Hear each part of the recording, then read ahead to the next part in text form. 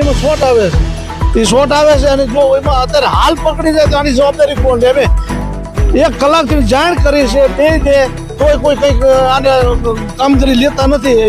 હજી ચાલુ છે અત્યારે હાલે તે એ સાહેબ અહીં ખુદ ઊભા છે આ ઝટકાવાળા તોય ઊભું છે કે હું ઉપર ફોન કરું પણ ફોન ત્યાં તો અહીં વેગડી વી જાય અને વળતર આપ્યું વળતર કઈ આપ્યું નથી કોઈને.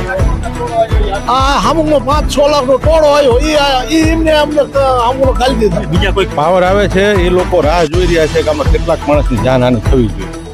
એ લોકોનો મૂળ મુદ્દો આ જ છે, તમારા માણસો શોર્ટ થાય, તમારા માલઢોર શોર્ટ થાય, પછી અમે ન જેવું વળતર આપીશું તમને, કારણ કે અમારી તો કોઈ કિંમત નથી. અમે તો નજીવો વળતર આપ્યા. હવે આ લોકો ભલે હેલિકોપ્ટર જમા કરે, આનું વળતર તો આપ્યું નથી તો એમાં એનો હક તો લાગવાનો નથી ને. અત્યારે ખેડૂતો અમુક એવો આક્ષેપ પણ કરી રહ્યા છે કે અમને વળતર નથી મળ્યું. 13 વર્ષ પહેલા આ લાઈન નીકળી છે, શું કહેશો? તે તપાસનો વિષય છે, તપાસ કરીને જવાબ આપશે.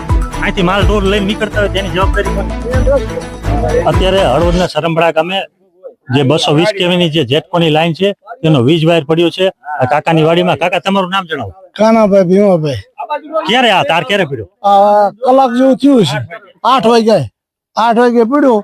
ત્યાર પછી અમારે મોટું કેબલ ને બેબલ બધું સાફ થઈ ગયું. આ ટીસી ભરી ગયું, કેબલ ભરી ગયું અને આ 10 વર્ષથી કેવી છે કે ટીસી ફેરવી દો, અહીંયા આગળ કોઈ ચાલુ થઈ શકતું નથી. કેબલ પેલા તાર બદલાઈ ગયા, તાર બદલાય પછી કેબલ નાખ્યો તો ડીએ પડ્યું તોય શોર્ટ આવે છે, તો કોઈ જવાબ દેતા નથી. ત્યાર પછી આપણું લાઈન પડી છે. લાઈન પડી એટલે અમારે મોટો 5-6 લાખનું નુકસાન થયું છે.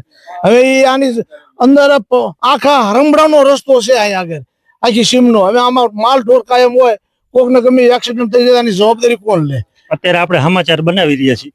અત્યારે આજે હમણાં થોડી વાર પહેલા એક ભાઈ કીધું કે આમાં આજે બાજુમાં વાયર છે એમાં શોર્ટ આવે છે.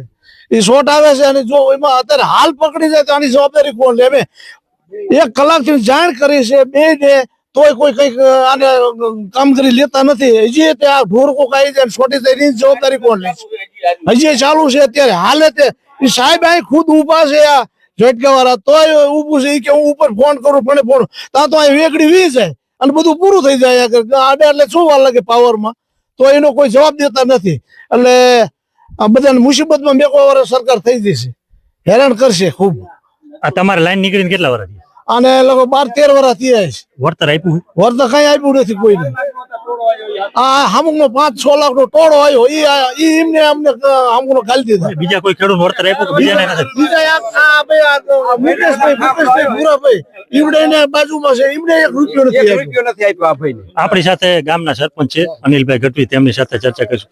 સરપંચ, આવી રીતની લાઈન નીકળી, ખેડૂતોને વળતર નથી મળ્યું. હાલ અત્યારે વીજ લાઈન નો વીજ વાયર તૂટી ગયું છે. હજુ પણ કંડક્ટરમાં થોડો ઘણો એમ કહે કે શોર્ટ આવે છે. ખેડૂતો એમ કહીએ, શું કહીશું? પાવર આવે છે એ લોકો રાહ જોઈ રહ્યા છે કે આમાં કેટલાક માણસની જાનહાની થવી જોઈએ. એ લોકોનો મૂળ મુદ્દો આ જ છે, તમારા માણસો શોર્ટ થાય, તમારા માલઢોર શોર્ટ થાય, પછી અમે ન જેવું વળતર આપીશું તમને, કારણ કે અમારી તો કોઈ કિંમત નથી. અમે તો ખેડૂત છીએ. ખેડૂતનો તો જગતમાં કોઈ છે જ નહીં. એ ભલે જગતનો તાત હોય પણ એનું કોણ? કોઈ જ નથી. નીચે માણસો કામ કરતા હોય, ઉપર તાર પડે એટલે ક્યાંક ભાઈ ઉપર કંપનીમાંથી જાણ કરી છે ને તમને યોગ્ય વળતર મળશે. હજી લગી આ થાંભલા નાખ્યા, લાખો રૂપિયાનું નહીં પણ કરોડો રૂપિયાનું નુકસાન જે તે સમયે ઉભા મોલમાં કરેલું હતું. એ દરમિયાન હજી કઈ 1 રૂપિયો અમને આપ્યો નથી. અને આની અંદર એક ખેડૂતને 4 થી 5-6 લાખ રૂપિયાનું નુકસાન છે. જે કોપરનો તાર આવે 300-400 ફૂટ ડબલ સરાલો, એ આખો સળગી ગયો છે. ટીસી સળગી ગયું છે, મોટર સળગી ગઈ છે, સ્ટાર્ટરો બધા પડી ગયા છે. ફેન્સિંગ જે ઢોર માટે કરીને આવે છે ને એ ફેન્સિંગના કટકા થઈ ગયા છે. હવે એ લોકો એમ કહે છે કે અમે યોગ્ય મજા આવશે ત્યારે વળતર તમને અપાવશું. ત્યાં લગી અમારા ઉભા મોલમાં ટ્રેક્ટર ચલાવશે. તમે આવજો, અમને તમે બોલાવશું. તમારી માંગ શું હોય?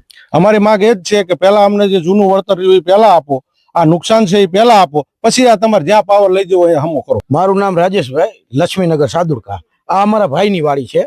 આ તાર અત્યારે રોઈતો છે, બરોબર. અને જે શોર્ટ સર્કિટ, આ તો ભાગ્યશાળી કહેવાય કે માણસો કોઈ અહીંયા નહોતા, વહેલી સવાર હતી એટલે. અને જો રનિંગ ટાઈમમાં પડ્યો હોય તો ખેડૂત હોય અથવા તો કોઈ માલ ઢોર હોય તો એની જે જાનની ખુમારી થાય તો એની જવાબદારી કોની? હજી સરકાર લોકો, હજી તો કાલ મંત્રી સાહેબ એમ કહેતા હતા કે 70 થી 80 હજાર રૂપિયા જમીન ક્યાં અમે લઈ જાય? અરે જમીન તમે લઈ જાવ તો સારું. હા, 70 થી 80 લાખ રૂપિયા દઈને જમીન ક્યાં લઈ જાય? જમીન લઈ જાવ તો સારું. આ જમીન કેની છે અને આ તાર પડ્યો કેની જમીનમાં પડ્યો? હે? વળતર આપ્યું હોનું? કોઈ વળતર નથી. તારના વળતર કે જૂની લાઈનમાં તો આપ્યા નથી, થાંભલાના નજીવા વળતર આપ્યા. તો હવે આ લોકો ભલે હેલિકોપ્ટર લઈને હમા કરે, આનું વળતર તો આપ્યું નથી, તો એમાં એનો હક તો લાગવાનો નથી ને. આપણે કોઈને ઘરમાં નથી કરવા દેતા, કોઈ માણસ કોઈના ઘરમાં નથી કરવા દેતા. તો આ શું કરવા? હવે આ મોલ અત્યારે ઉભો હોય, હવે લાઈન રિપેર કરવી હોય, ભલે હેલિકોપ્ટર લઈને કરે. એને ખબર પડે ને કે તમે પટ્ટા લઈ લ્યો વેચાતા 4 ગણી કિંમત દઈને, ખેડૂતને જેટલે પોહાય એટલા દેવો પડે. એમ કે અમે આટલા દે, એમ ન હાલે. અમારે વેચવી હોય તો અમે પેરેટીએ વેચી, બાકી તમારે લેવી છે. કોઈ પણ જમીન કોઈને વેચવી ન હોય, લેવી હોય તો 10 ગણી કિંમત દેવી પડે. એવું નથી કે 4 ગણી તું કહું ખેડૂત હારા 4 ગણી હજી માગે, 100 ગણી કિંમત દેવી પડે. અને તોય કોક નો હાંકવા દે, ભાઈ મારે નથી વેચવી. તેના અધિકારી છે, આપણે તેની સાથે ચર્ચા કરીશું. સાહેબ, તમારું નામ જણાવો. VJ Gohil.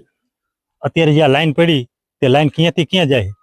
220 kV Halvad substation થી 220 kV સરતાનપર સબસ્ટેશન સુધી જાય છે. અત્યારે ખેડૂતો અમુક એવો આક્ષેપ પણ કરી રહ્યા છે કે અમને વળતર નથી મળ્યું. 13 વર્ષ પહેલા આ લાઈન નીકળી છે, શું કહેશો? એ તપાસનો વિષય છે, તપાસ કરીને જવાબ આપી શકીએ. અત્યારે જે આ વીજ લાઈન જે અહીંથી પસાર થાય એનો એક વીજ વાયર પડ્યો છે, એમાં ખેડૂતોની ઓરડીમાં અમે જોયા, વિડીયો પણ જોયા. ખેડૂતોને નુકસાન થયું છે, આ ખેડૂતોને વળતર મળશે કે કેમ? એ જે એના ફોટોગ્રાફ્સ લીધા છે, એ અમારા ઉચ્ચ અધિકારીઓને ફોટાઓ મોકલીને ચર્ચાઓ કરીને જે કઈ વળતર મળવા પાત્ર થતું હશે તો એ ચૂકવવામાં આવશે. અત્યારે જ હમણાં જ આ જે પાછળ જે આ ફેન્સિંગના વાયર છે, એમાં હજી જે કરંટ આવે છે, તો લાઈન હજુ કેમ બંધ નથી કરી?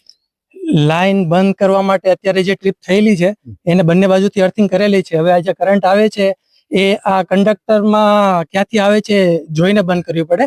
આ લાઈન ઉપર આખું સરતાન પર સબસ્ટેશન અત્યારે ચાલુ છે અને એની મેં બંધ કરવા માટે વાત કરી છે. એ હમણાં ઉપર અમારે બરોડાથી પરમિશન લેવી પડે. બરાબર. અત્યારે આ કદાચ કોઈને કઈ થયું નથી, અકસ્માતે કોઈ જાનહાનિ સર્જાય તો આની જવાબદારી કોની? એ જ્યારે અમને જાણ મળેલી કે અહીંયા કંડક્ટર તૂટેલો છે ત્યારે મારે ફોન ઉપર એક ભાઈ સાથે વાત થયેલી, તો એમને કીધું તું ત્યાં નજીક કોઈ ન રહેતા, બધાને દૂર રહેવું.